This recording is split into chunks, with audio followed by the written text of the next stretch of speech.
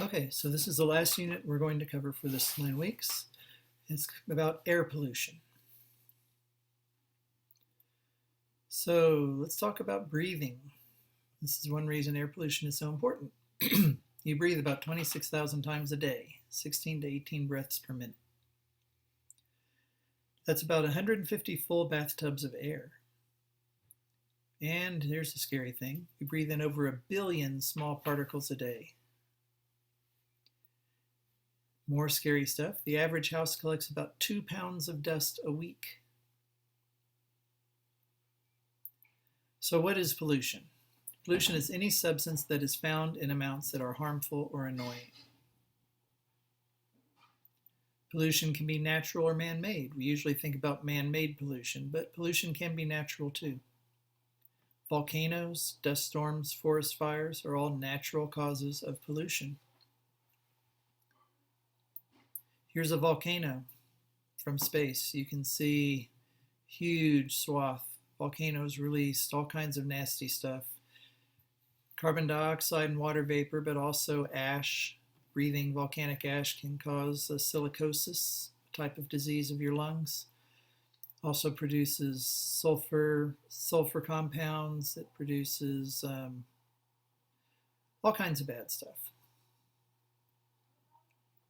Here's a dust storm you can see blowing across from Africa across the Mediterranean. Here's haze coming from China. Here's a dust storm coming through from the panhandle of Texas. Okay, let's talk about another example of natural pollution. We've talked about Lake Nyos before, I believe, but just a refresher. This is a volcanic crater lake in Cameroon, West Africa. And the volcano releases carbon dioxide into the water. And the water at the bottom of the lake is under a lot of pressure. And so it dissolves a lot of carbon dioxide. But when the water from the bottom is brought up to the top, just like a soda can, if you have some soda, there's a lot of carbon dioxide dissolved in it. That gives it the fizz. If you leave it alone, it stays in there. But if you shake it, then it releases the carbon dioxide in the bubbles. If you move water from deep in the bottom of the lake to the surface of the lake, the lack of pressure will release the carbon dioxide. So in 1986, there was a landslide. It caused a sudden change in pressure, and a cubic kilometer of carbon dioxide was released, about 1/4 of a cubic mile. That's a lot of carbon dioxide. Okay, so carbon dioxide is denser than air, so it flowed downhill into the valley. 1,700 people, 3,000 cattle, and unknown numbers of wildlife died. Here's a quote from the incident. I have to move my picture around. I could not speak. I became unconscious. I could not open my mouth because then I smelled something terrible. I heard my daughter snoring in a terrible way, very abnormal. When crossing to my daughter's bed, I collapsed and fell. I was there till 9 o'clock in the morning, until a friend of mine came and knocked at my door. My arms had some wounds. I don't really know how I got those wounds. I opened the door. I wanted to speak. My breath would not come out. My daughter was already dead. So to keep this from happening again, they've set up a siphon, and it's pretty amazing the way it works. Excuse me. So water is pumped to the surface through a pipe. When it nears the surface, the pressure drops, and so bubbles start to form. Those bubbles rise through the pipe, and they pull more water after them. And then it happens again. The water comes up to the surface, forms bubbles, goes to the surface, pulls more water after it. Doesn't require any energy once it's started, and it keeps the lake stirred up and lets the carbon dioxide be released slowly. Virunga National Park, we've talked about before. It's a volcanic area where carbon dioxide leaks from the ground, fills the valleys. Animals that enter these valleys die of suffocation. I'll post the video onto my YouTube channel and put a link up so you can see it, but I've shown it to you before.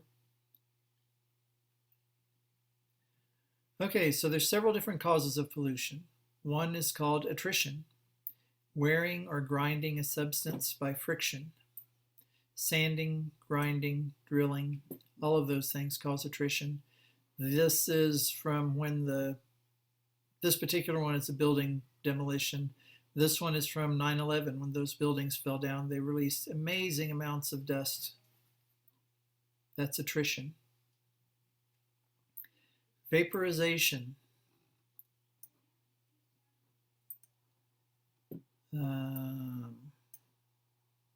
Liquids turning into a gas. So think about gasoline fumes.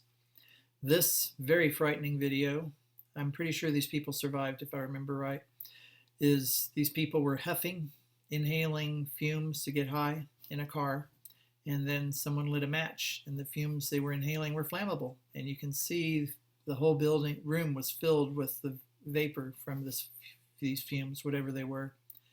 And lighting the match caught all of it on fire. Very frightening.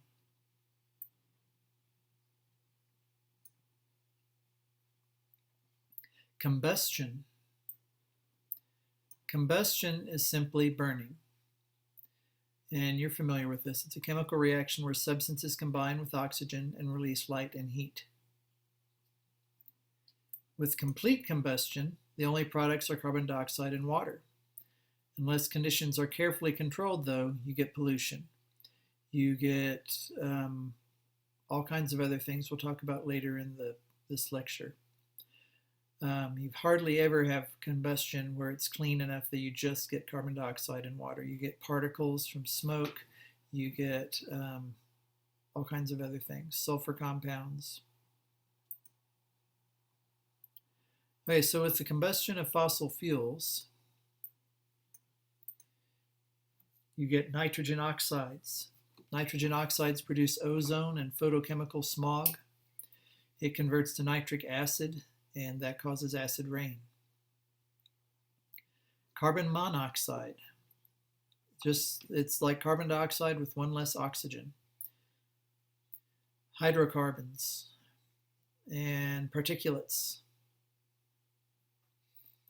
Combustion of coal. Coal is a fossil fuel, but with coal you get other things. Carbon dioxide, sulfur dioxide, which also can cause acid rain. A lot of diesel fuels produce sulfur dioxide. Heavy metals and particulates. Particulates is like dust, smoke, things like that.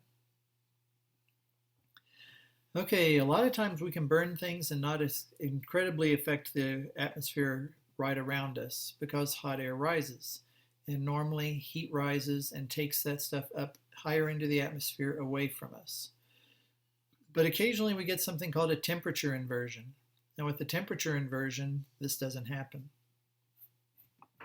You have a layer of cold air that's capped by a layer of warm air. And it acts like a lid, like a cap. And so the hot air rises, and when it reaches the top of that cold area, then it sinks again. And you get a layer of the smoke that can't get away. Pollution cannot rise out of the area. So this is how it works.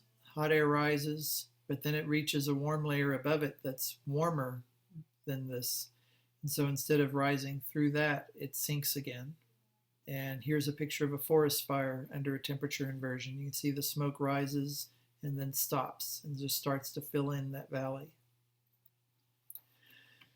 This happens in urban areas sometimes. The London smog of 1952 was especially bad. Excuse me. So there was a cold fog, and this, because it was cold, people started burning coal. In the 1950s, most of the London houses were heated by coal, just like a fireplace, except it was coal instead of wood. A temperature inversion formed, keeping the smog close to the ground. 4,000 people died. mostly young people, elderly people, and people with respiratory problems. That was just immediately. In the next few weeks and months, 8,000 more people died from the smog, from respiratory tract infections caused by it. In 1956, a Clean Air Act was enacted to prevent it from occurring again, and raise the awareness of air pollution.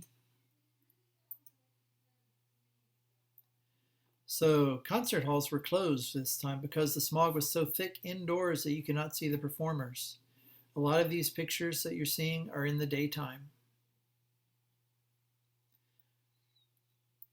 And here's some other pictures. The birds are flying around and active. This is daytime when these pictures are taken. So this shows the smoke and the sulfur dioxide from the coal smoke and the number of deaths. See, there's always smoke in the wintertime. It's cold, they're burning, but the temperature inversion formed here. And so the levels rose, and you can see the deaths also rose. Here you can see the difference between the deaths in the center of town and the outer ring. The smog wasn't nearly as bad outside of the center as it was inside, so there were deaths, but not as many. Okay, so the Clean Air Act of 1970. This promised that people living in the US should be able to breathe clean air.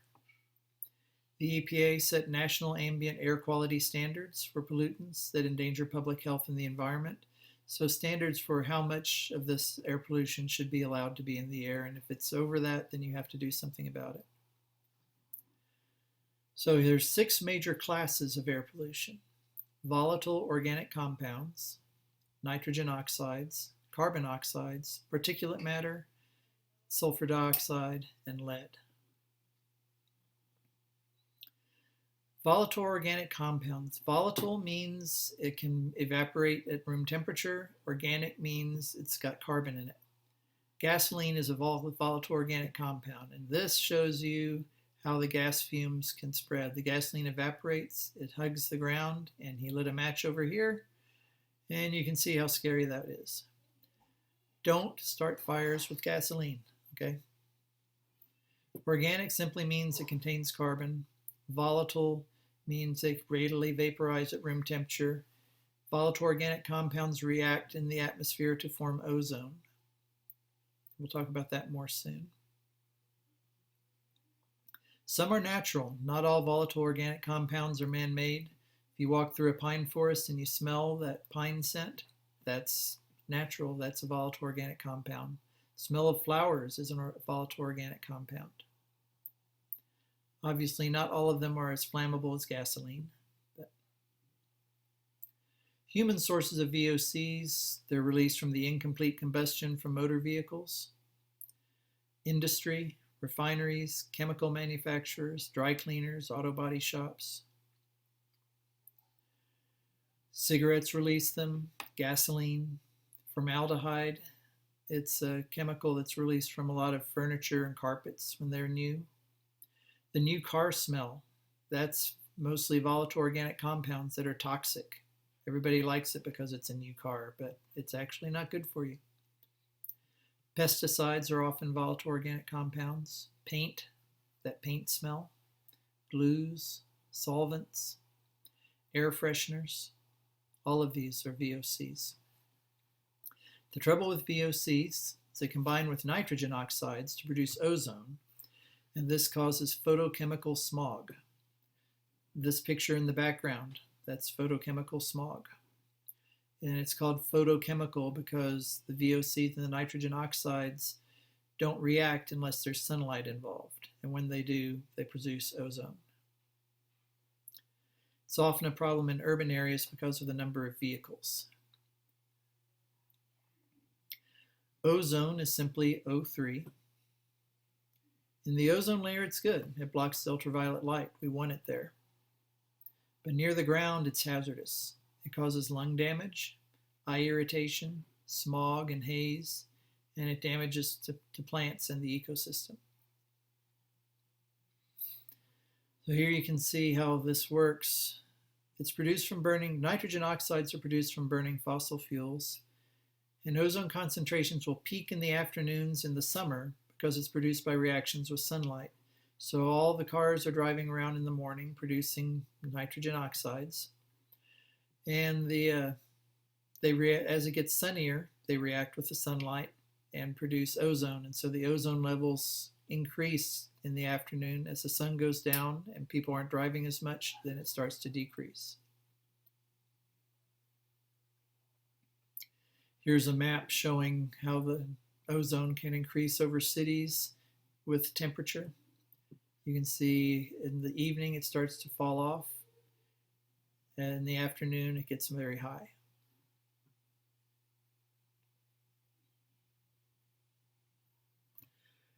Okay, carbon oxides. Carbon monoxide is formed from the incomplete combustion of fuels. 60% of motor vehicle exhaust is either carbon monoxide. I'm sorry, let's say that again. 60% of carbon oxides come from motor vehicle exhaust. The rest is industrial or from the burning of solid waste. Particulate matter, it's a mixture of solid particles and liquid droplets.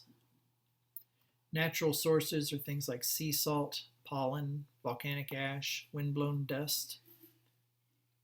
Human sources from mining, quarrying, farming, construction, unpaved roads. Anything that's going to be releasing dust, that's a particulate matter. Incomplete burning of fossil fuels. Sulfur dioxide is released when fuels containing sulfur are burned. 70% comes from coal-burning electric plants. It's a colorless gas with a strong, irritating odor. It combines with water to produce sulfuric acid.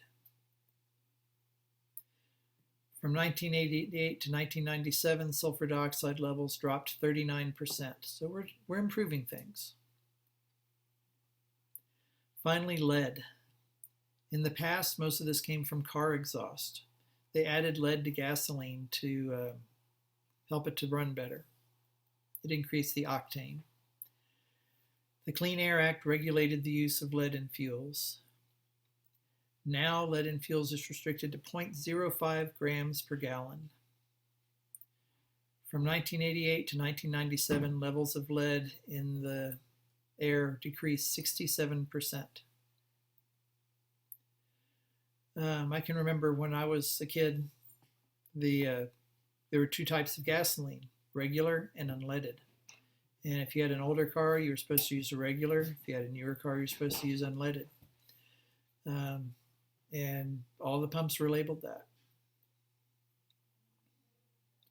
Okay, well, let's go ahead and stop there. The next video will be about indoor air pollutants and noise pollution and some things like that. Have a good day and stay safe.